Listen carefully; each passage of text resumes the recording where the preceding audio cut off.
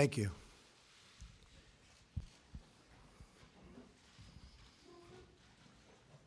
Prime Minister Trudeau, on behalf of all Americans, I thank you for being with us today.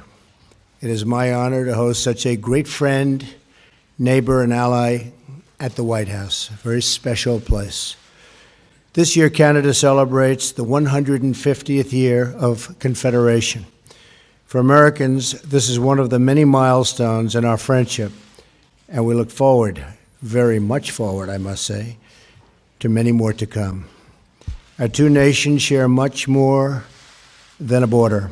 We share the same values, we share the love, and a truly great love of freedom, and we share a collective defense. American and Canadian troops have gone to battle together, fought wars together, and forged the special bonds that come when two nations have shed their blood together, which we have. In these dangerous times, it is more important than ever that we continue to strengthen our vital alliance. The United States is deeply grateful for Canada's contribution to the counter-ISIS effort. Thank you. And we continue to work in common cause against terrorism and work in common cooperation toward reciprocal trade and shared growth. We understand that both of our countries are stronger when we join forces in matters of international commerce. Having more jobs and trade right here in North America is better for both the United States and is also much better for Canada. We should coordinate closely, and we will coordinate closely to protect jobs in our hemisphere and keep wealth on our continent and to keep everyone safe. Prime Minister, I pledge to work with you in pursuit of our many shared interests. This includes a stronger trading relationship between the United States and Canada. It includes safe, efficient, and responsible cross-border travel and migration. And it includes close partnership on domestic and international security. America is deeply fortunate to have a neighbor like Canada. We have before us the opportunity to build even more bridges, and bridges of cooperation, and bridges of commerce. Both of us are committed to bringing greater prosperity and opportunity to our people. We just had a very productive meeting with women business leaders from the United States and Canada, where we discussed how to secure everything that we know the full power of women can do better than anybody else. We know that. I just want to say, Mr. Prime Minister, that I'm focused and you're focused on the important role women play in our economies. We must work to address the barriers faced by women and women entrepreneurs, including access to capital, access to markets, and, very importantly, access to networks. In our discussion today, we will focus on improving the ways our government and our governments together can benefit citizens of both the United States and Canada, and in so doing, advance the greater peace and stability of the world. Mr. Prime Minister, I look forward to working closely with you to build upon our very historic friendship. There are incredible possibilities for us to pursue Canada and the United States together. Again, thank you for joining us, and I know our discussions will be very, very productive for the future of both countries. Mr. Prime Minister. Thank you, Mr. President. Good afternoon, everyone. Thank you very much for joining us. I'd first like to start by extending my sincere thanks to President Trump for inviting me down to Washington Any day I get to visit our southern neighbors is a good day in my books, particularly when it's so nice and warm compared to what it is back home. We are suffering under a significant winter storm that's hitting our Atlantic provinces particularly harsh, so I just want to send everyone back at home my thoughts as they shovel out and impress on everyone to stay safe. Le président et moi avons eu une première... The President and myself have had a very productive first meeting today. We had the opportunity to get to know one another better, and more importantly, we had the opportunity to talk about the unique relationship between Canada and the United States. Citizens on both sides of the 49th parallel have understood that the bond between our nations is a special one. No other neighbors in the entire world are as fundamentally linked as we are. We've fought in conflict zones together, negotiated environmental treaties together, including 1991's historic air quality agreement, and we've entered into groundbreaking economic partnerships that have created good jobs for both of our peoples. Canadians and Americans alike share a common history, as well as people-to-people ties that make us completely and totally integrated. Our workers are connected by trade, transportation, and cross-border commerce. Our communities rely on each other for security, stability, and economic prosperity. Our families have long lived together and worked together. We know that more often than not, our victories are shared. And just as we celebrate together, so too do we suffer loss and heartbreak together. Through it all, the foundational pillar on which our relationship is built is one of mutual respect. And that's a good thing, because as we know, relationships between neighbors are pretty complex, and we won't always agree on everything. But because of our deep, abiding respect for one another, we're able to successfully navigate those complexities and still remain the closest of allies and friends. Make no mistake, at the end of the day, Canada and the US will always remain each other's most essential partner. And today's conversations have served to reinforce how important that is for both Canadians and Americans. As we know, 35 US states list Canada as their largest export market, and our economies benefit from the over $2 billion in two-way trade that takes place every single day. Millions of good middle-class jobs on both sides of the border depend on this crucial partnership. Maintaining strong economic ties is vital to our mutual success, and we're going to continue to work closely together over the coming years so that Canadian and American families can get ahead. Comme nous le savons, le Canada représente le plus grand... As we know, 35 U.S. states list Canada as their largest export market, and our economies benefit from the over $2 billion in two-way trade that takes place every single day. Millions of good middle-class jobs on both sides of the border depend on this crucial partnership. Maintaining strong economic ties is vital to our mutual success, and we're going to continue to work closely together over the coming years so that Canadian and American families can get ahead.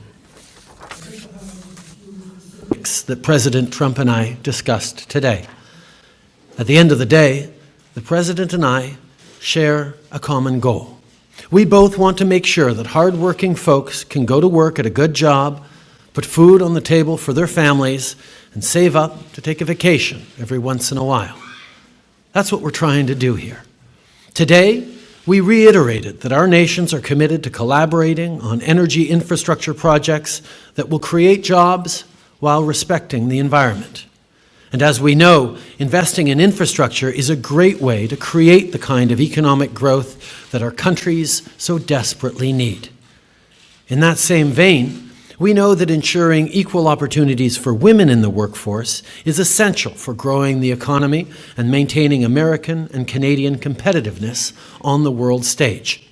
As such, the President and I have agreed to the creation of the Canada-United States Council for Advancement of Women Entrepreneurs and Business Leaders. This initiative is more than just about dollars and cents. This is about ensuring that women have access to the same opportunities as men and prioritizing the support and empowerment of women who are senior business leaders and entrepreneurs. In doing so, we'll grow the Canadian and American economies and help our businesses prosper. Et finalement, le président Trump et moi. Finally, President Trump and myself have agreed to work together to fight against the traffic of opioids across our border. The rise of illegal use of opioids in our society is nothing less than a tragedy. We will do everything we can to ensure the safety of Canadians and Americans. Ladies and gentlemen, President Trump, I know that if our countries continue to work together, our people will greatly benefit from this cooperation. Time and again, that in order to tackle our most pressing issues, both foreign and domestic, we must work with our closest allies, learn from each other, and stand in solidarity as a united voice. With a level of economic and social integration that is unmatched on the world stage, Canada and the United States will forever be a model example of how to be good neighbors. Winston Churchill once said, "That long Canadian frontier from the Atlantic to the Pacific Oceans, guarded only by neighborly respect and honorable obligations, is an example to every country and a pattern for the future of the world." That, my friends, is the very essence of the Canada-US relationship. I look forward to working with President Trump over the coming years to nurture and build upon this historic partnership. Once again, it's a tremendous pleasure to be here in Washington. Merci beaucoup. Thank you very much. Okay, we'll take a couple of questions. Scott Thurman. Scott. Thank you, Mr. President. Thank you. You just spoke about the desire to build bridges, although there are some notable and philosophical differences between yourself and Prime Minister Trudeau. I'm curious, as you move forward on issues from trade to terrorism, how do you see this relationship playing out, and are there any specific areas with which, during your conversations today, you each decided to perhaps alter or amend your stances already on those sensitive issues like terrorism and immigration? And Prime Minister Trudeau, while only in its infancy so far, how do you see this relationship compared to that under the Obama administration? Well, we just began discussions. We are going to have a great relationship with Canada, maybe as good or better, hopefully, than ever before. We have some wonderful ideas on immigration. We have some, I think, very strong, very tough ideas on the tremendous problem that we have with terrorism. And I think when we put them all together, which will be very, very quickly, we have a group of very talented people, we will see some very, very obvious results. We're also doing some cross-border things that will make it a lot easier for trade and a lot better and a lot faster for trade. We have, through technology, we have some really great ideas, and they'll be implemented fairly quickly. One of the things we spoke about was the fact that security and immigration need to work very well together, and certainly Canada has emphasized security as we look towards improving our immigration system and remaining true to the values that we have. And we had a very strong and fruitful discussion on exactly that. There's plenty that we can draw on each other from in terms of how we move forward with a very similar goal, which is to create free, open societies that keep our citizens safe. And that's certainly something that we're very much in agreement on. Tana McCharles. Mr. President, Mr. Prime Minister, and Mr. Prime Minister, could you answer in English and French for us, please? A little bit of a follow-on on my American colleague's question. President Trump, you seem to suggest that Syrian refugees are a Trojan horse for potential terrorism, while the Prime Minister hugs refugees and welcomes them with open arms. So I'd like to know, are you confident the northern border is secure? Can never be totally confident, but through the incredible efforts already, I see it happening, of formerly General Kelly, now Secretary Kelly. We have really done a great job. We're actually taking people that are criminals, very, very hardened criminals in some cases, with a tremendous track record of abuse and problems, and we're getting them out. And that's what I said I would do. I'm just doing what I said I would do when we won by a very, very large electoral college vote. And I knew that was going to happen. I knew this is what people were wanting. And that wasn't the only reason. That wasn't my only thing that we did so well on, but that was something that was very important. And I said, we will get the criminals out, the drug lords, the gang members. We're getting them out.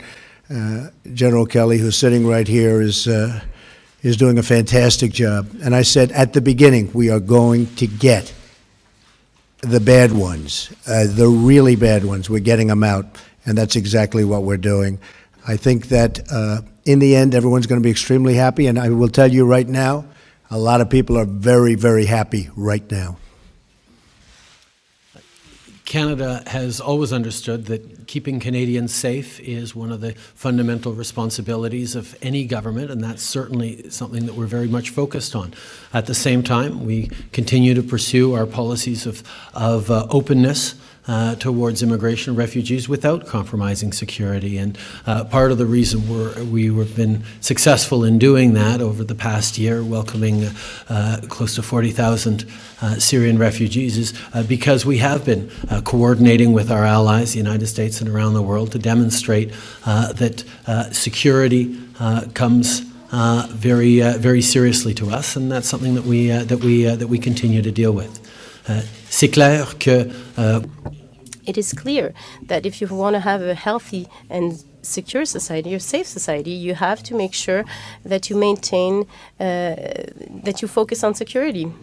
And we have welcomed refugees from Syria. We have been very successful, but we have always taken our responsibility towards security very seriously.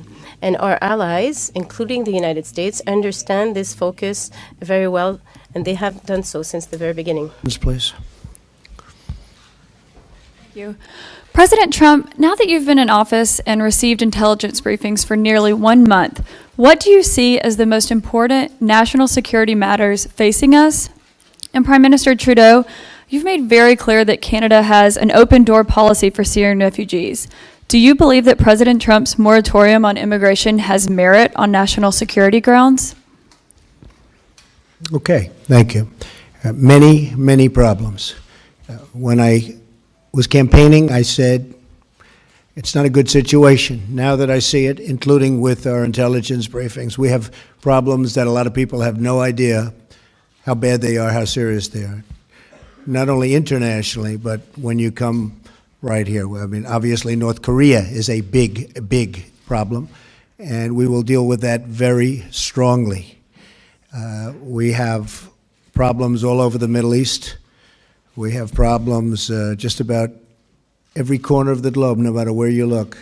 I had a great meeting this weekend with Prime Minister Abe of Japan, and got to know each other very, very well. Extended weekend, really. We were with each other for long periods of time, and our staffs and representatives. But on the home front, we have to create borders. We have to let people that can love our country in, and I want to do that. We want to have a big, beautiful, open door, and we want people to come in and come in our country. But we cannot let the wrong people in, and I will not allow that to happen during this administration. And people, the citizens of our country, want that, and that's their attitude too, I will tell you. We are getting such praise for our stance, and it's a stance of common sense. Maybe a certain toughness, but it's really more than toughness. It's a stance of common sense, and we are going to pursue it vigorously. And we don't want to have our country have the kinds of problems that you're witnessing taking place, not only here, but all over the world. We won't stand for it. We won't put up with it. We're just not going to let it happen. We're going to give ourselves every bit of chance so that things go well for the United States, and they will go well. Thank you. Canada and the United States have been neighbors a long time, and Canadians and Americans have stood together, worked together at home and around the world. We fought and died together in battlefields in World War I, and World War II, in Korea, in Afghanistan. But there have been times where we have differed in our approaches, and that's always been done firmly and respectfully. The last thing Canadians expect is for me to come down and lecture another country on how they choose to govern themselves. My role and our responsibility is to continue to govern in such a way that reflects Canadians' approach and be a positive example in the world. Okay. Richard Latendresse. Richard Latendresse. Thank you, Mr. Prime Minister. Well, ask my question in French first, and then for you, I'll ask it again in English. Monsieur le Premier ministre, Mr. Prime Minister, I heard you correctly. You said that Canadian businesses, Canadian workers are concerned for their businesses and for their work and jobs concerning the renegotiation of NAFTA. So what guarantees did you get from this government that we will keep our jobs and our businesses in the renegotiation of NAFTA? Mr. President? again, during the last 3 months, you have denounced NAFTA. You have talked over and over about the Mexican portion of the agreement, very little about the Canadian one. My questions in two short part is Canada a fair trader? And when you talk about changes to NAFTA concerning Canada, are you talking about big changes or small changes? Thank you. D'abord, Richard, merci. First of all, Richard, thank you for your question. It is a real concern for many Canadians because we know that our economy is very dependent on our bonds, our relationship with the United States. Goods and services do cross the border each way every single day, and this means a lot of millions of jobs for Canadians and good jobs for Canadians. So we are always focusing on these jobs, but there are also good jobs, millions of jobs in the United States that depend on those relationships between our two countries. So when we sit down, as we did today, and as our teams will be doing in the weeks and months to come, we will be talking about how we can continue to create good jobs for our citizens on both sides of the border. And during this exercise, we continue to understand that we have to allow this free flow of goods and services, and we have to be aware of the integration of our economies, which is extremely positive for both our countries. And this is the focus that we will have in the coming weeks and months to come. Aware of the fact that much of our economy depends on good working relationships with the United States, good integration with the American economy. And the fact is, millions of good jobs on both sides of the border depend on the smooth and easy flow of goods and services and people back and forth across our border. And both President Trump and I got elected on commitments to support the middle class, to work hard for people who need a real shot at success. And we know that by working together, by ensuring the continued effective integration of our two economies, we are going to be creating greater opportunities for middle-class Canadians and Americans now and well into the future. I agree with that 100%. We have a very outstanding trade relationship with Canada. We'll be tweaking it. We'll be doing certain things that are going to benefit both of our countries. It's a much less severe situation than what's taken place on the southern border. On the southern border, for many, many years, the transaction was not fair to the United States. It was an extremely unfair transaction. We're going to work with Mexico. We're going to make it a fair deal for both parties. I think that we're going to get along very well with Mexico. They understand and we understand. You probably have noticed that Ford is making billions of dollars of new investments in this country. You saw Intel the other day announce that because of what I've been doing and what I'm doing in terms of regulation, lowering taxes, et cetera, they're coming in with billions and billions of dollars of investment and thousands of jobs. General Motors, likewise, is expanding plants and going to build new plants. Fiat Chrysler was at a meeting where they're doing the same. Jack Ma, we have so many people that want to come into the United States. It's actually very exciting. I think it's going to be a very exciting period of time for the United States and for the workers of the United States, because they have been truly the forgotten man and forgotten women. It's not going to be forgotten anymore, believe me. So our relationship with Canada is outstanding, and we're going to work together to make it even better. And as far as the southern border is concerned, we're going to get that worked out. We're going to make it fair, but we are going to make it so that everybody is happy. It's very important to me. Thank you. Thank you very much. Thank you, ladies and gentlemen. Thank you very much.